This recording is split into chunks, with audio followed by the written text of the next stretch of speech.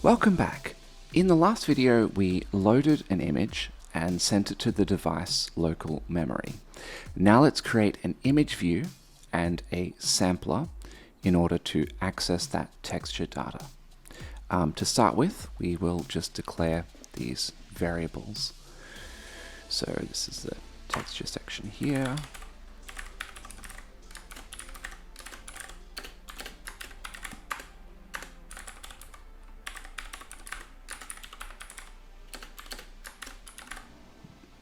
Okay, great.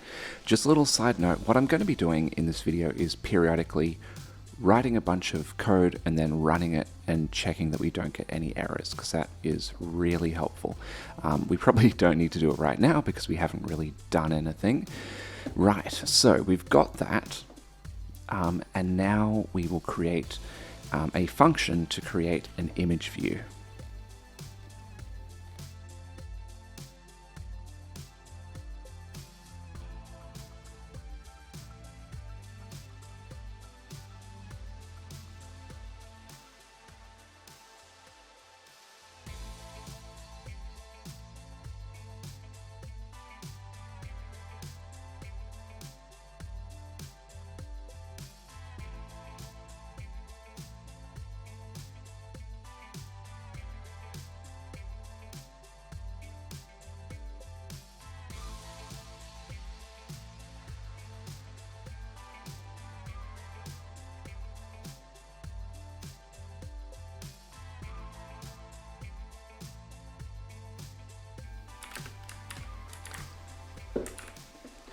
Okay, great. So we have our image view creation function going. It's pretty much pretty self-explanatory, I think. So now we can use this, and we're not just going to create an image view for our texture, but also if we go to our swap chain, where is this? Here, the create image views function. So what are we doing? We are, let's go.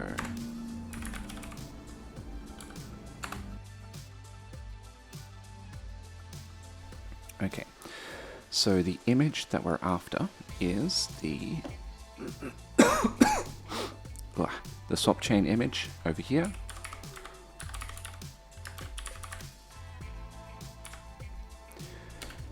And the format is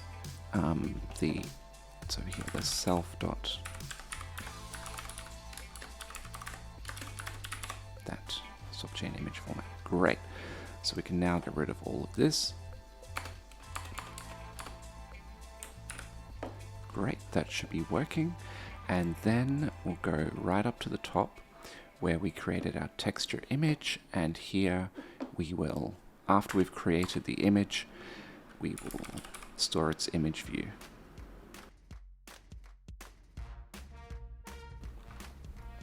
Okay, so the image is the self.texture image, and the format is this one up here.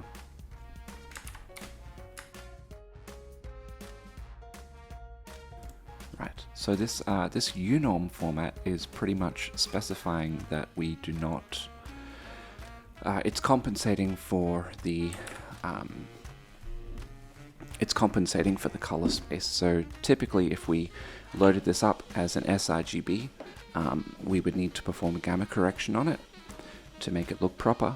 This unorm loads the correct color curve so the image looks good. Okay, so that is set up. Now, like I said, let's just run this and check that it's working.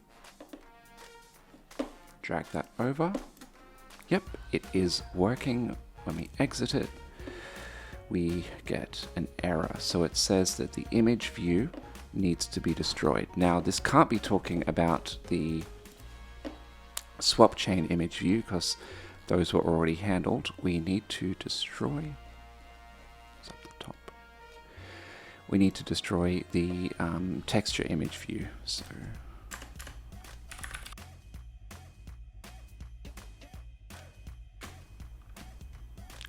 okay, yep, that takes device. The image view, that's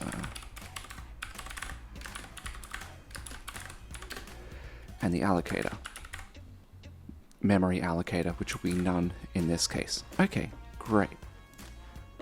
So that should be running. Now the next point is we need to create a sampler.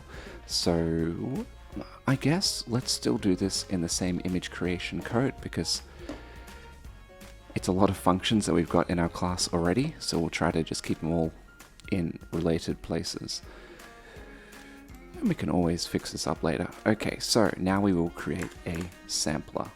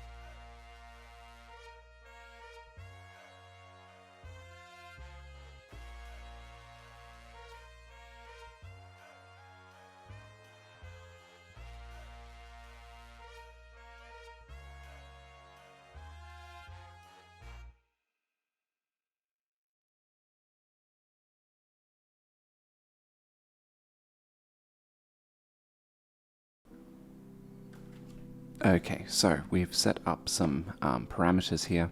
A lot of this should be self-explanatory, like minifying filter, magnifying filter, using linear filtering versus nearest filtering, which is pretty much just sampling, which is fine for minifying, that won't pixelate it. Address mode. So address mode is basically how do we access texture coordinates which are outside our range. In this case, we want to repeat. We don't want to like clamp to edge or anything like that. Anisotropy. So anisotropic filtering is pretty much kind of like anti-aliasing on the internal of a texture. So we're going to set that to true. And then we're going to query our device and see how many samples are supported as a maximum. We're going to pass that in. Set the border color, unnormalized coordinates. If we use unnormalized coordinates, then our U and V, our texture coordinates, can pretty much just be the actual pixel coordinates of the image. We want to set that to false because we'll be dealing with images of all sorts of sizes and we just want to go, between 0 and 1. Okay, compare enable. Yeah, that's fine. That's fine. This is all fine. Okay, so next thing we do is we create our sampler.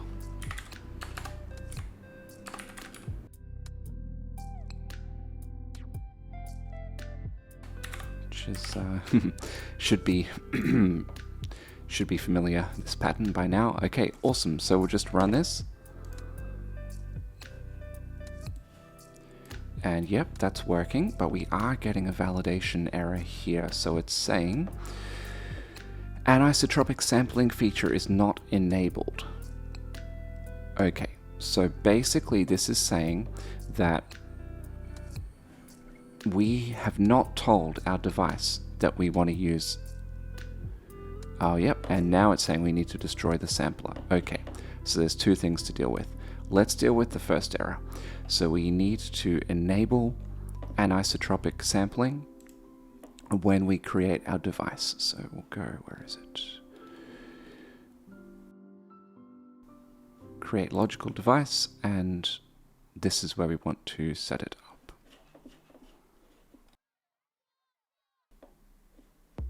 Okay, so we're going to go physical device features, and then if we hover over here, we see there's a whole bunch of arguments that we can pass in. Good. So the argument that we want to work with is sampler anisotropy.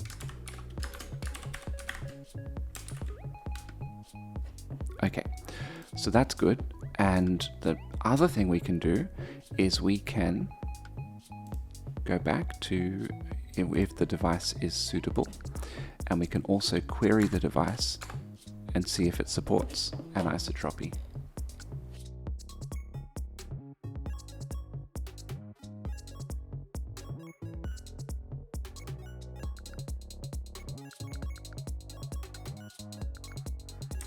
Okay, good.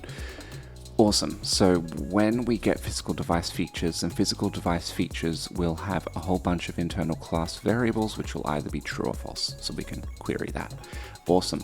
So the second error there was we need to destroy our sampler. So we can go down. Oh, why am I messing this up? We go up to exit.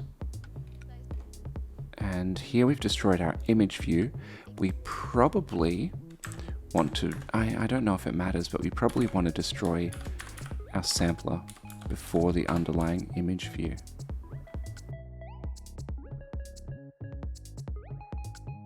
Yep, great. Okay, so again, we'll run that. And it's working, we've got no errors right now. Close it. Good, we are good. Okay.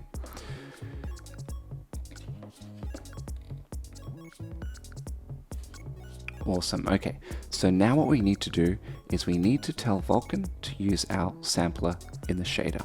There's a little bit involved with this. To start with, we need to just tell Vulkan to include a sampler of some kind. In other words, we need to adjust the descriptor set layout. So, where is that? Descriptors.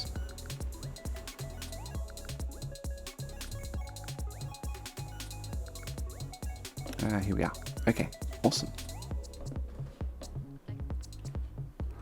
All right, so we've got a uniform buffer object binding. We'll create a sampler.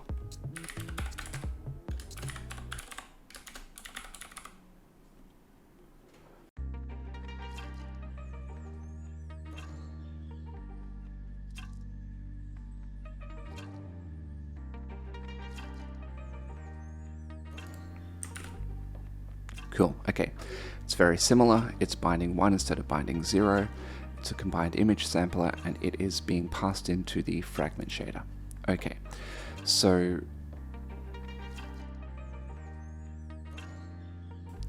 okay, we've got those two.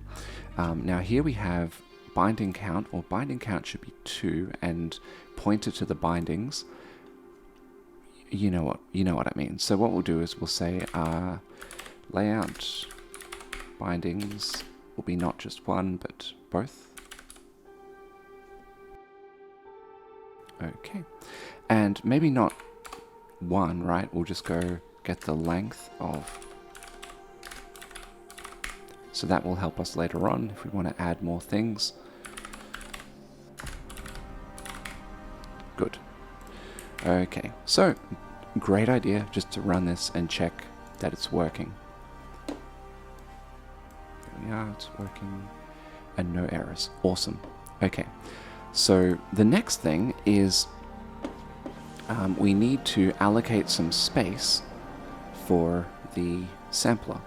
And this is done in the descriptor pool. So we go to create descriptor pool, and we've got just a single pool size. Now we want to allocate 2 types of pool sizes, basically.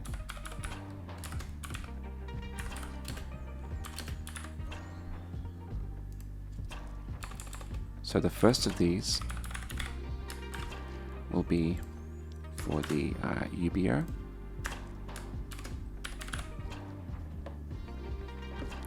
That's fine, and then we'll have another one for the sampler.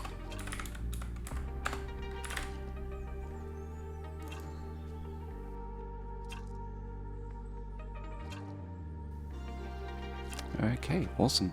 And similar pattern here, so size count will be the length.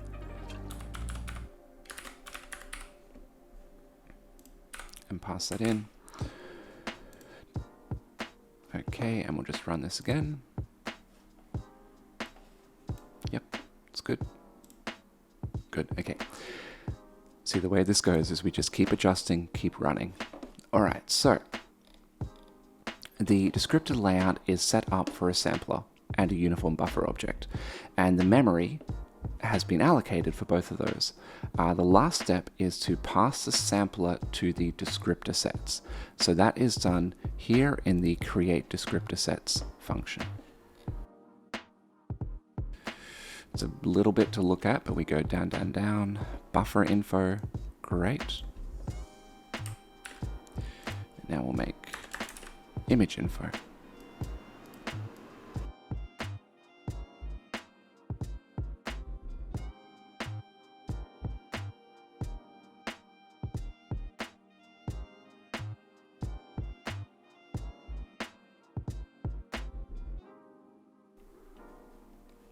Okay, so again, so what are we doing? We've got this thing called a descriptor write, and that is remembering and encoding a command to write some data. So we store that up and then we execute that on the update descriptor sets. So instead of just a single write, we want several of these.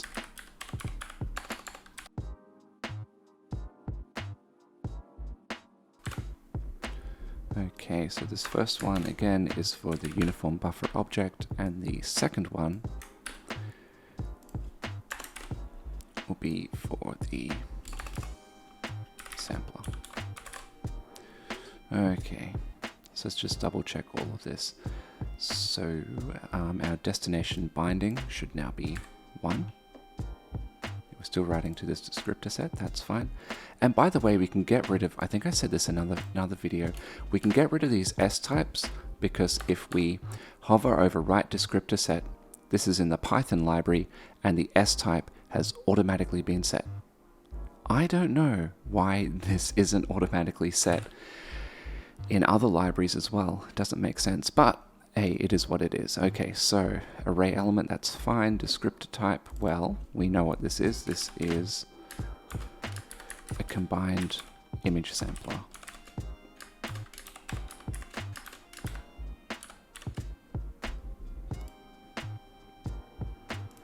Yep, there's one descriptor. Now this is really tricky. This shouldn't be buffer info.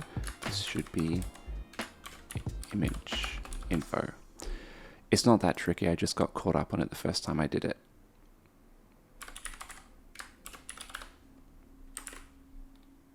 Okay. That should be fine. So now what we need to do is, we know how this goes. We take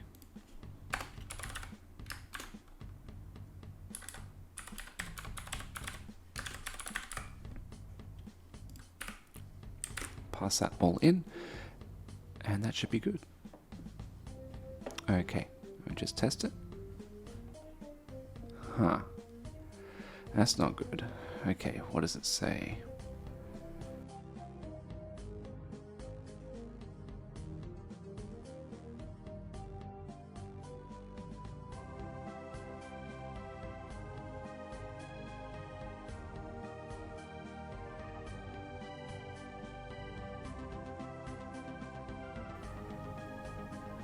Okay, so let me just double check. I think what might be happening is we might have to just rejig the initialization order of things.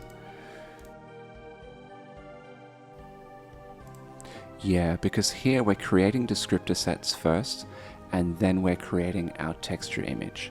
So, sorry, just bear with me for a second. This will take a few attempts.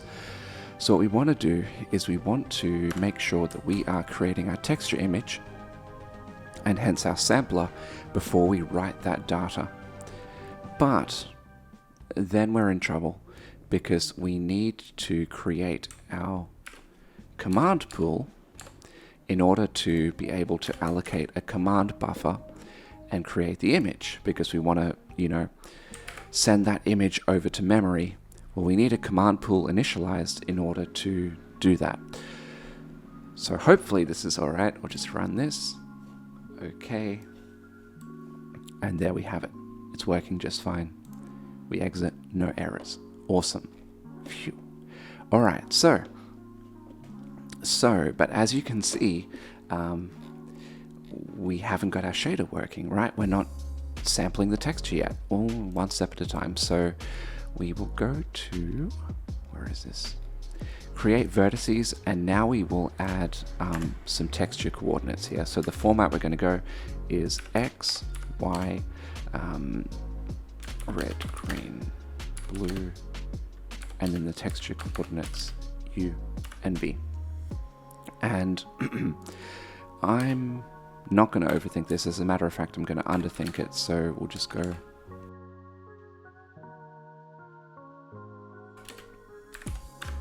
Yep, so as you can see, I'm just writing some generic coordinates just so that, yes, writing some generic coordinates between 0 and 1 just so that we can see some sort of texture on the triangle. Okay, so vertex count is 3. Yes, that doesn't change. Yep, convert it there.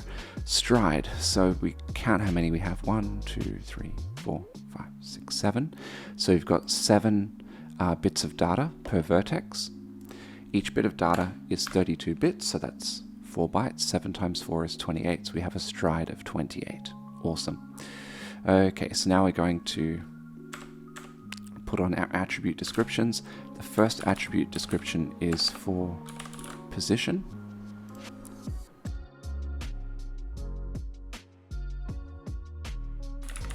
For texture coordinate. Okay, so its location is going to be 2. That'll be the location in the layout. We're passing in 2 numbers, so that's red, green. I know it's weird, the description type, but it's fine. And the data, the texture data starts 5 numbers in. Each number is 4 bytes, so that's an offset of 20 bytes. Okay, so that is done. And now we can go to our shaders. So I realize this is not an ideal way of keeping track of shaders, but it's fine. So if we go to the vertex shaders, we're up to shader 3, so the new one will be shader 4.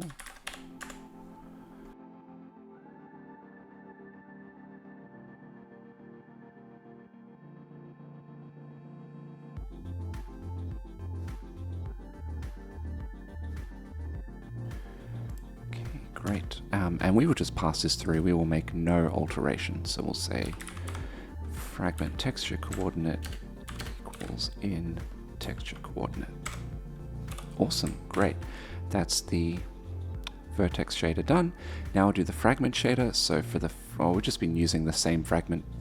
Oh, wrong one.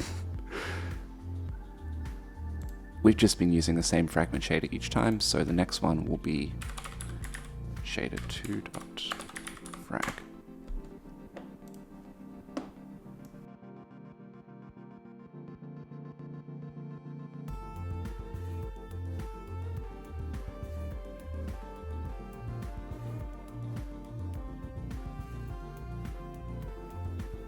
Okay, great. So we're sampling a color. Let's take that color and multiply it in with the sampled texture.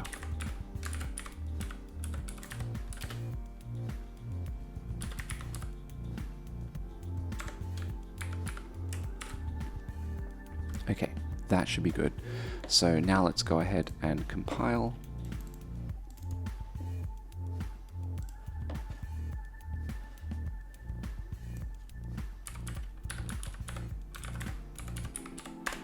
And we got some errors. It's saying that we cannot find the path specified, so I think what this is I recently cleaned up my dev folder and it just doesn't have the Vulkan SDK there. However, I do have the Vulkan SDK in here. So this is the path that I want to go with. I'll just go back to my compile.bat and change that.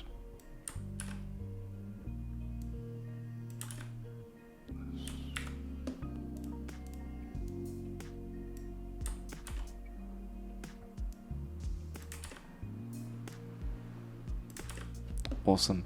And now I will add the commands to compile the new shaders. Okay, so we want to take in shader4.vert and output that to vert4.spv, and we want to take in shader2.frag and output frag2.spv. Okay, that should be good. We'll go back and run that again. Awesome, that's good. Error, who cares, it's fine. It's fine. Right, so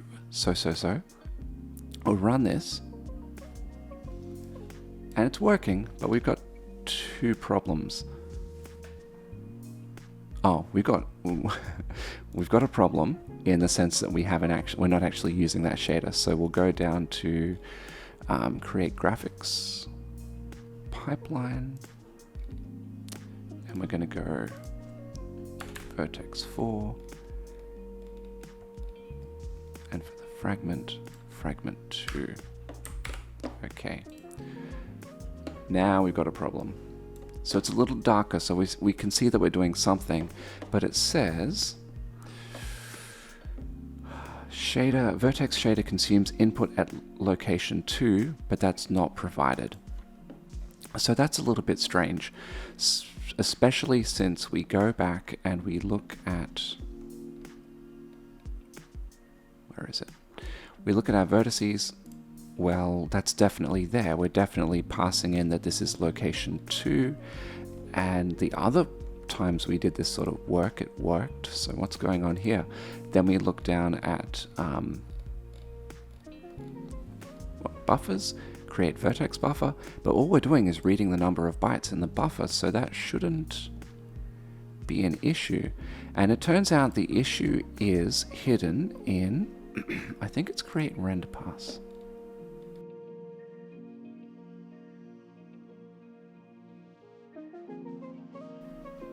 There we go, in create graphics pipeline.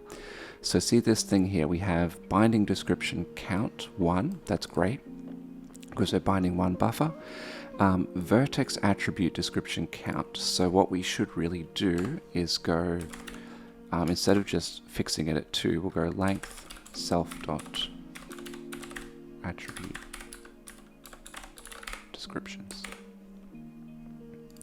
And that should do it properly. So now when we run this, bring it over, it's running, we've got our wood texture, that's looking nice. We close it, and there's no errors. Awesome. So that rounds off, 3 videos on textures, but hey, it's worth it. I hope you had fun, and I'll see you in the next one. Bye.